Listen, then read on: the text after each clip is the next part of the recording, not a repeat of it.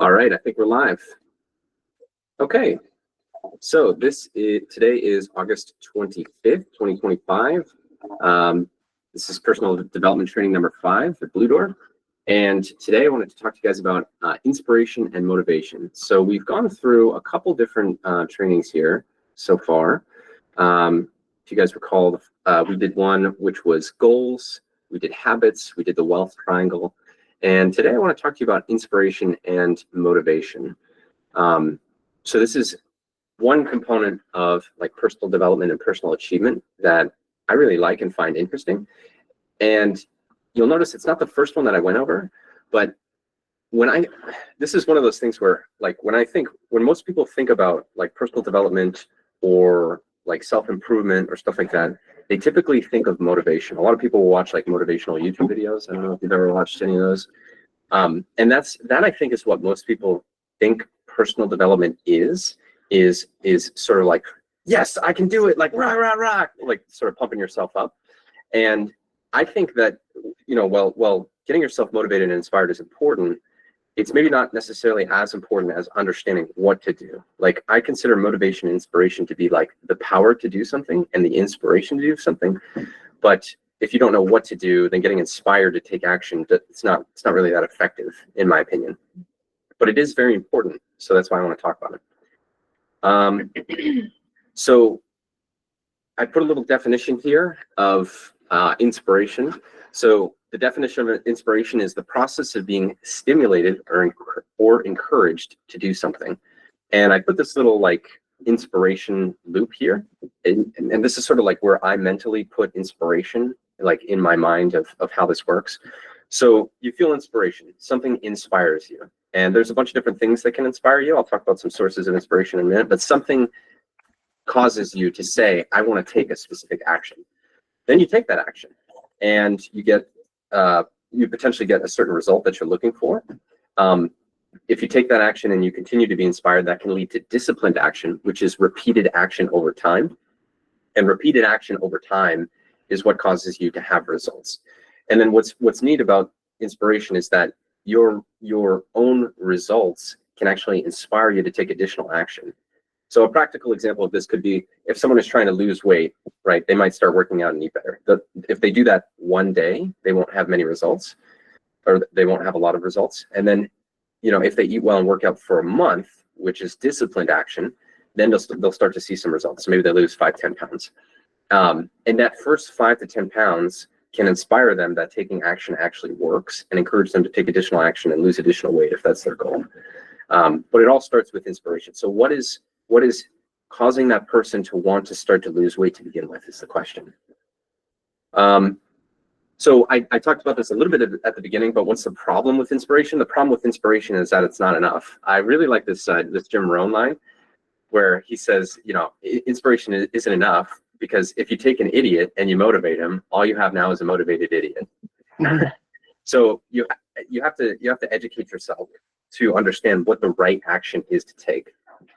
So if you see something that you want, or you hear about something that you want, that is inspiration.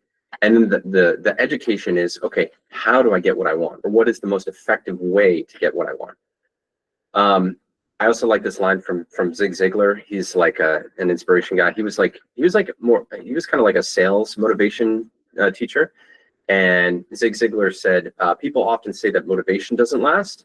Well, neither does bathing. That's why we recommend it daily. So I think about that too. Inspiration is something that you should continually and purposefully seek out. Some sources of motivation or inspiration.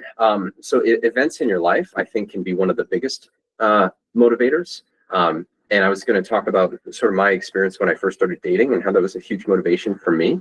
When I first started dating, one of the things that I've been learning about personally lately that's kind of interesting is attachment theory. I don't know if anyone has ever heard or read about attachment theory, but it's essentially how some of the first relationships that you develop with your parents can affect your romantic relationships later on. And there's some different types of attachment styles that a person can have. So you can have anxious attachment, avoidant attachment, or I think like mixed attachment, where you can be both anxious and avoidant. And there's some symptoms with all this. But anyways, I was very, very anxiously attached. And so how this played out in my initial relationships is I got there's a term for it called one-itis. So like I would start dating a girl like in middle school and high school, and I just would like get like totally obsessed, and I would get like really worried that she was going to break up with me, and I would like text her every single hour, and like my first couple of girlfriends, I kind of freaked them out because I was such a needy dude, and that event was really embarrassing for me, to have my first couple of girlfriends break up with me. But I realized that I wanted this to change, and it became a big inspiration for me to find a different way to have romantic relationships, and to sort of start to analyze myself and say, okay, why am I having these outcomes? And they're negative, so I don't want them. So how do I stop getting these negative outcomes in romantic relationships? And thank goodness I did, because I don't know if I would have been successful in attracting my wife if I hadn't had those first couple of events that inspired me to change. So you can have like negative events in your life that motivate you. You can also have positive events in your life that motivate you and inspire you.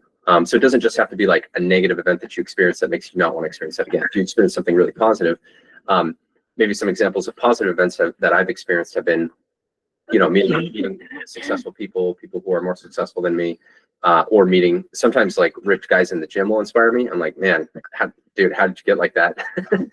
So I find that pretty inspiring. Other sources of motivation, lyrics of a song, a good book, a sermon, or a seminar can be inspiring. Meeting or learning of someone who has done something extraordinary can be inspiring. Although sometimes some people's achievements can seem like so outlandish that they aren't that inspiring. Like especially people who are like far out on the bell curve, like Elon Musk or Jeff Bezos. It can be tough sometimes to find those people inspiring, because it's like, you can't connect with it. Yeah, how do I go? Reality. How do I go from making $60,000 a year to $1 billion a year? It is tough to connect with it. So they go, it's easy. Yeah. I got the same 24 hours in a day. So yeah, it's tough to relate to. But if you find people that are just a few steps ahead of you, sometimes that can be inspiring. Podcasts are a big source of inspiration for me. And when looking for sources of motivation, I would remember you're looking for information that compels you to act. That is a sign of good motivation and inspiration. Now, most people don't seek out inspirational and motivational material. And the reason for that is because it is uncomfortable to be inspired. Because to be inspired means to have the desire to do something differently than you've always done it. And change is uncomfortable for most people. So most people seek out information and material that doesn't challenge them, that makes them comfortable, that reinforces their existing decisions. So just know that sometimes the process of becoming inspired and motivated is a bit uncomfortable, because you realize that you need to change something that you've been doing to get something else that you want. Oh yeah, and that's my next slide. Why do most people resist inspiration? It's uncomfortable. And maybe the key to this is making the promise. So the promise of the action worth the price in your mind.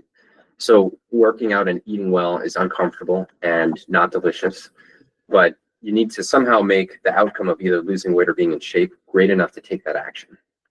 So that's the other thing that you're doing when you're getting inspired, is you're increasing the value of the outcome of this action in your mind. That makes sense. And most people won't achieve much simply because they don't have to. No one is going to get mad at you from, achieving like standard results.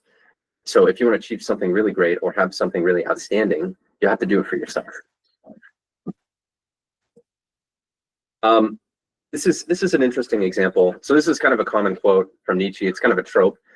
He who has a why to live can bear almost any how. And then this is a diagram from one of my favorite books called The Compound Effect. And he gives this example of a why power, right? So the example that he gives is, if you take a look at figure A, he says, what if I took a 30-foot metal beam and I put it on the ground, and this beam is about 6 inches wide, and I said, if you walk across this beam, I will give you $100. You would say, dude, easy $100, no problem. And you probably walk across the beam with no issue. But then he said, what if I took that same metal beam and I put it on the top of a 20-story building, and I said, walk across and I'll pay you $100? Well, you probably would not walk across that for $100. I'm pretty sure most of us wouldn't. maybe you're crazy and you really need $100, but just if that's the case, DM me and I'll just give you $100. Good to know. But now what if, I think most of us are parents. What if your child was on the roof of the other building and that building was on fire, right? Would you walk across that 30-foot beam from the 20-story building to the other 20-story building if your child was on the roof of the other building? True. I mean, me, I would. I don't think I would walk. I'd probably try to crawl across the beam or something like that. But yeah, I mean, I would go. And so isn't that interesting? So, in one set of circumstances, you wouldn't take that action, but in another set of circumstances, you would take that action. So inspiration is finding whys. It's cultivating whys and increasing your desire for a certain outcome. Not to the point of danger in this situation, but you need to fan the flames of like why you want to do something. And so I put together a list of action items. If you guys are interested in exploring this more, I recommend finding sources of motivation and inspiration in your life. So think about events that you've experienced and how they've affected you and maybe what they inspire you to do. You can find this in songs. I find some, particularly metal music, to be kind of inspiring, especially when I'm in the gym. Books, podcasts can be. And develop a small habit of reviewing these sources, maybe just 10 minutes a day of reading through your whys. You can review your goals list and write down ideas for where you can find information that will inspire you to achieve certain goals. I recommend writing down your whys and sharing them with your counsel, so your friends, family, and associates. So here's my goal and here's why I need to achieve it, right? That's huge. How many people just say, oh, I want to lose weight, but they never tell you why they want to lose weight? That's what I'm really interested in. Like, I want to be more attractive to my spouse, or I want to fit into a pair of pants that I don't fit into anymore, or I want to look good for my high school reunion, or whatever it is.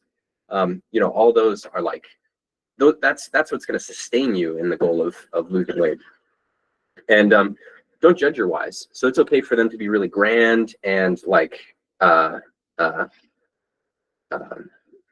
not selfish, but it's also okay for them to be really small and selfish. Like, I wouldn't judge them. Like, both whys are okay. Like, it's okay to get rich because you want to donate a bunch of money to charity.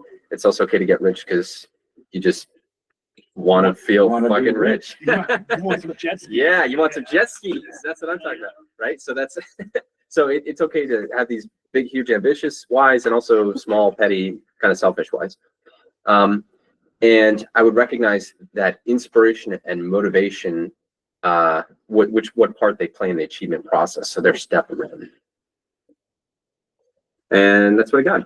Anyone have any questions or anything they want to share about that?